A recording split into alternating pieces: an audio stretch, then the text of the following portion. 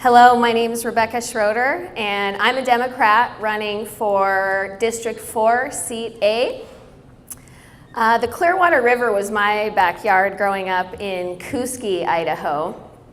I know Idaho. The secret huckleberry patches are like your only secrets in Koosky. After graduating high school, I attended U of I and earned degrees in chemistry and Spanish.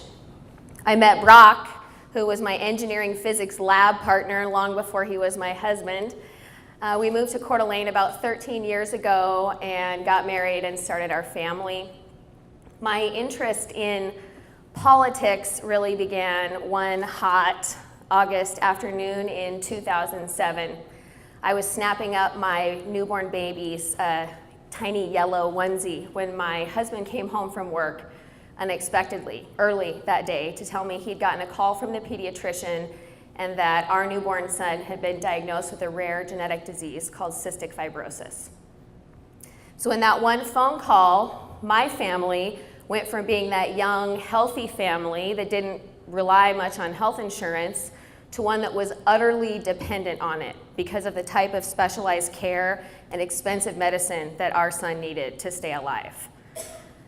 Now, it's a very scary feeling to know that your child has a disease that causes them to struggle to breathe.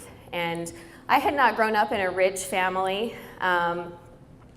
We had an 800 square foot house in rural Idaho, but my dad had made his career at the Forest Service, so we had great benefits. Suddenly, I knew how valuable that was. I was propelled into my lawmakers' offices as a mother, as a constituent, to talk about the policies that impacted my child's access to care and access to care for kids like him. Eventually, I began working as a healthcare advocate for the nonprofit Cystic Fibrosis Foundation, serving as the Idaho State Advocacy Chair for several years before moving into the role of National Advocacy Co-Chair for the nonpartisan organization. That experience of working with our Idaho lawmakers on healthcare policy for the last decade is exactly what has propelled me and motivated me to run for office myself. And I'd like to illustrate just one example of that. As an advocate for people with disabilities and rare diseases, I have talked a lot with our Idaho lawmakers about the importance of Medicaid. Now, more than 2/3 of states have expanded Medicaid eligibility, and our Idaho legislators have refused to do that. I think it's really important to point out that we as Idaho taxpayers have been paying for expanded Medicaid access for many years. So I'm going to say that one more time because I know how important fiscal responsibility is in Idaho.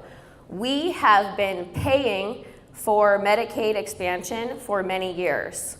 But because our legislators have refused to accept those dollars back into our state, we have something called the Medicaid gap, right? Where you make just a little bit too much to qualify for coverage, but not enough to get a subsidy on the market. So there's no health insurance.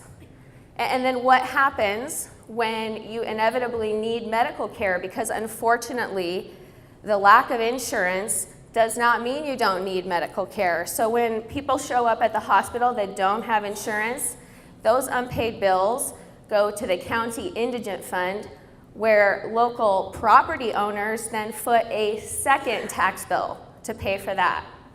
So I want to know how that is fiscally responsible. And I want to know how that is doing the right thing for the between 50 and 70,000 people in the Medicaid gap. I support closing that gap. I support keeping our own dollars in Idaho. And because people actually do die without access to health care, Idaho cannot wait even until the next election to deal with this. So I was part of more than 1,000 volunteers, I see many in this room, that worked to gather enough signatures to put Medicaid expansion on the ballot in November for voters to have a say on. It is incredibly important that we have a voice in this, and I am so proud that we will get to have a say in November. Another problem that can't be ignored is the situation that we're in with public education. And I don't know anyone, whether you have kids in the system or not, that is okay with us being at next to last in ranking for public education. And our teachers do wonderful things here. My son has a great teacher. He's in 4th grade public school here, but he has 32 kids in his class. And we have deteriorating school buildings. We have teachers that, you only have to look as far as the steady stream of traffic to Spokane to see the issue that teachers are facing here. And there are states that look a lot like Idaho in terms of what is going on in public education, where teachers are getting fed up.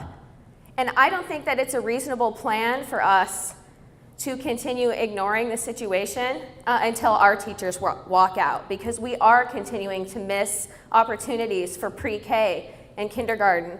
We are not paying our teachers what they're worth. We are moving to 4-day school weeks, and some rural schools are closing. I was educated in a rural Idaho school where public school was the only option.